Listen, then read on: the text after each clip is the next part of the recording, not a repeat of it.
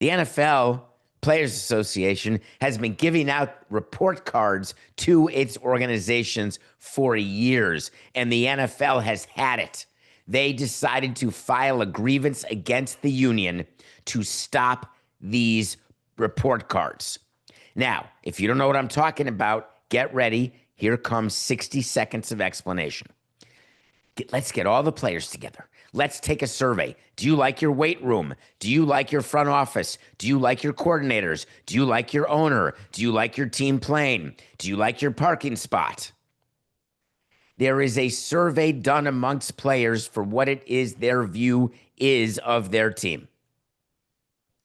It is not a survey, hey, does your team win? Does your team lose? Does your team make the playoffs? Does your team win the Super Bowl? It is a purely objective survey from the standpoint of a player and the union, and purely subjective from the standpoint of the owner. When you have a topic that is both subjective and objective like that, it is ripe for a battle. So every year these report cards come out, and then the media does a bunch of stories about them. Look at our crappy organization. They got D's and F's across the board. Coca, do you remember the report card that came out one year? The Chiefs had won the Super Bowl, and the report card was like terrible because their facilities were old, their training room stunk, they had an old plane, whatever it was. And what I was laughing about is the players were filling out the survey, but because their rings are so big, they couldn't hold a pen, so they had to take the ring off and then write down the D's, C's, and F's. You would think there would be a correlation between winning and happiness. The people who don't believe in that correlation are the permanently unhappy. Because if you can't get happy when you're successful, then what's it going to be like when you fail? What's going to be like for 31 teams worth of players who have failed during a particular NFL season? The argument against what I'm saying is a even funnier one.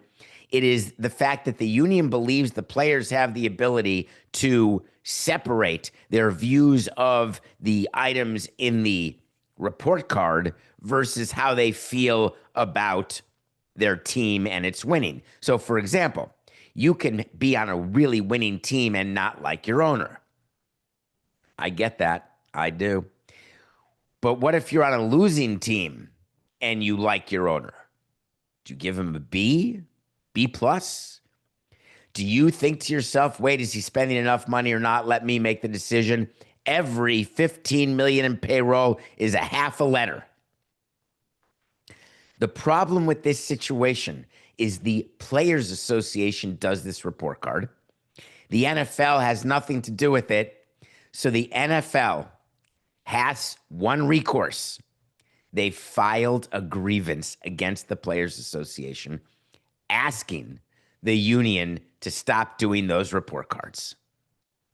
And for whatever reason, unbeknownst to me, never will be known by me, why Woody Johnson would ever be the spokesperson for anything, no matter what country he's living in, and no matter whether or not I have to call him ambassador. The fact is, Woody Johnson being the spokesperson for this when his team ranks near the bottom of every single survey is ridiculous. Woody Johnson, team ranks 29th, came out and said players' surveys are totally bogus. Do you not agree it would be far more effective to have somebody from one of the top 5 ranked teams by this report card coming out to say the survey is totally bogus? When you've got the 29th ranked team saying it, what do you think he's going to say? Hey, this report card, this has snapped me to attention, boys. I am going to get my act together, and I'm going for that B next year.